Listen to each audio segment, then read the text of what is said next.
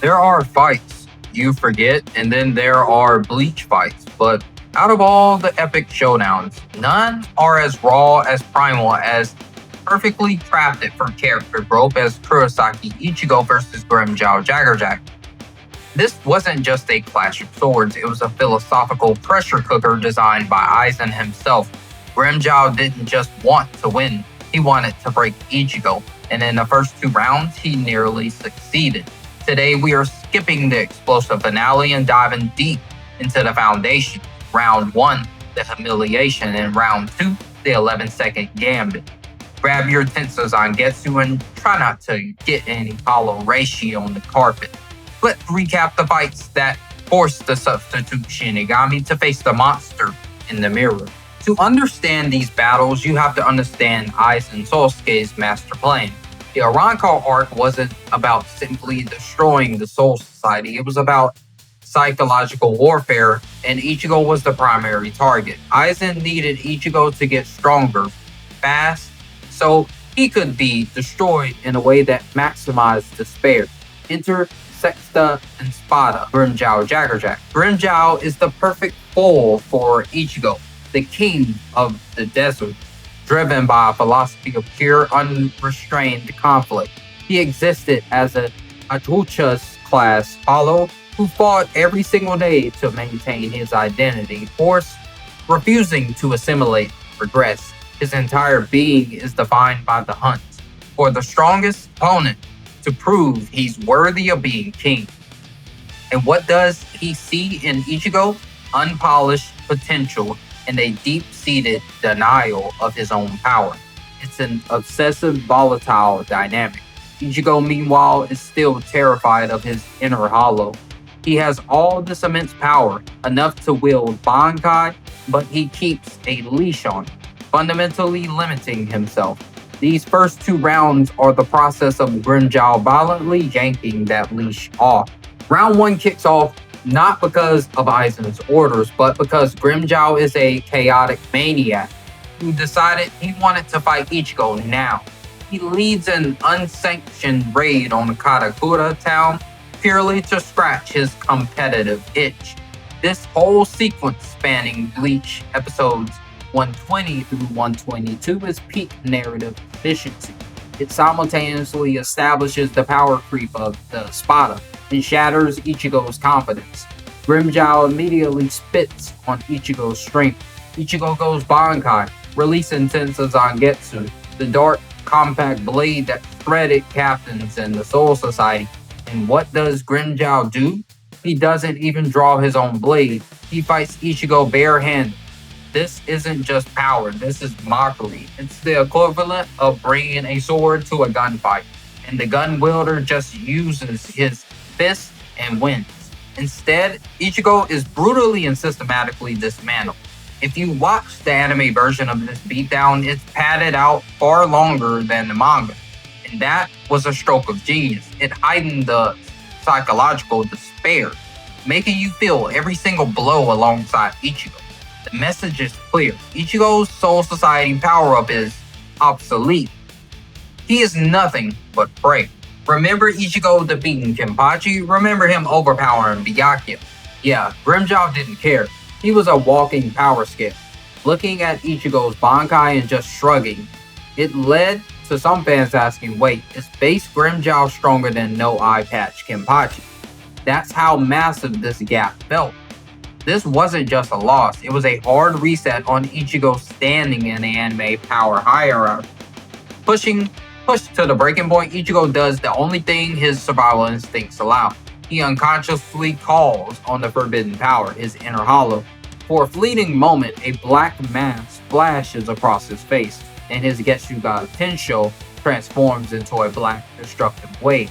This hollow-infused blast is the only thing that actually connects and leaves a permanent mark on a nasty scar across Grimmjow's chest.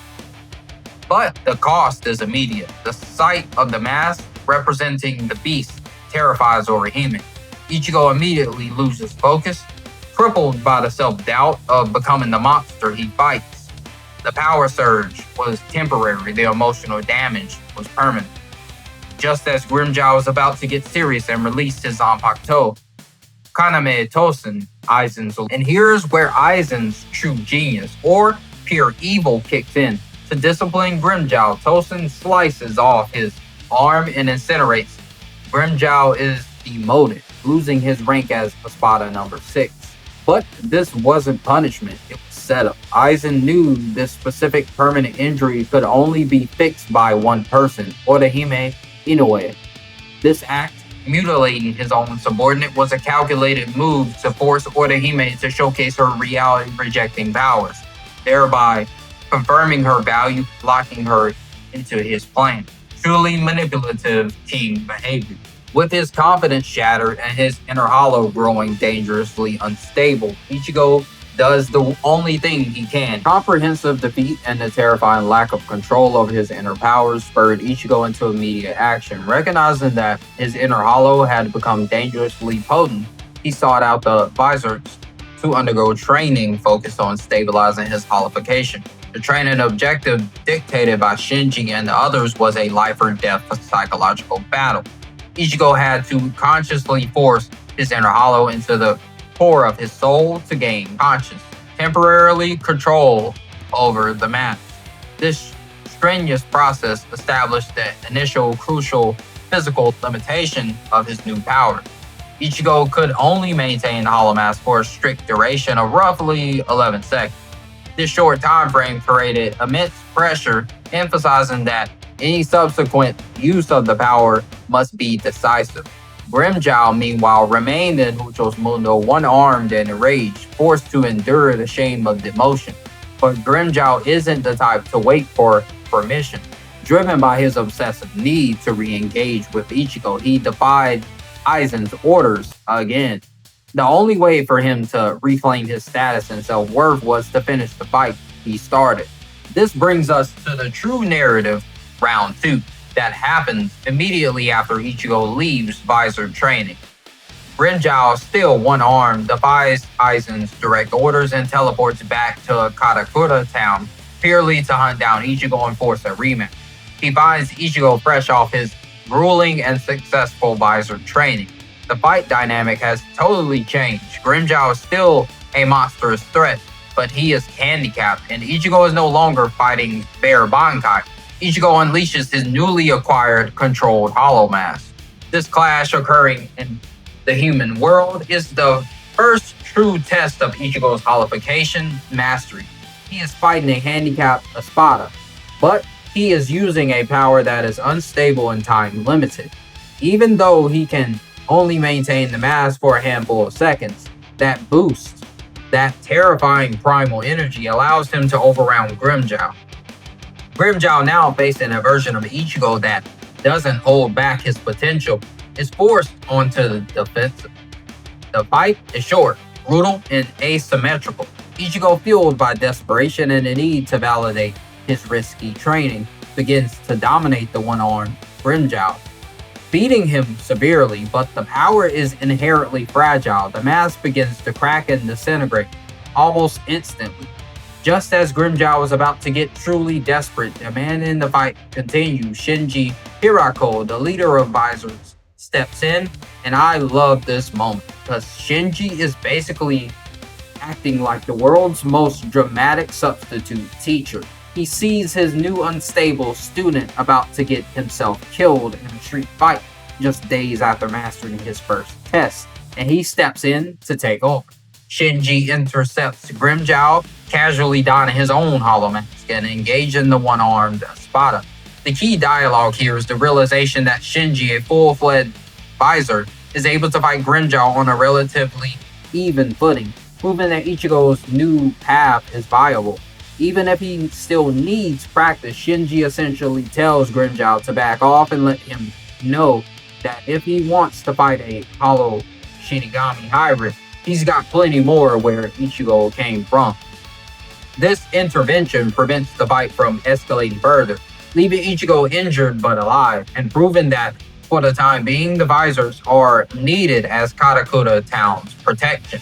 The interruption this time by a genuine ally, Shinji, rather than a manipulative superior Tosin halts the contest but affirms Ichigo's growth.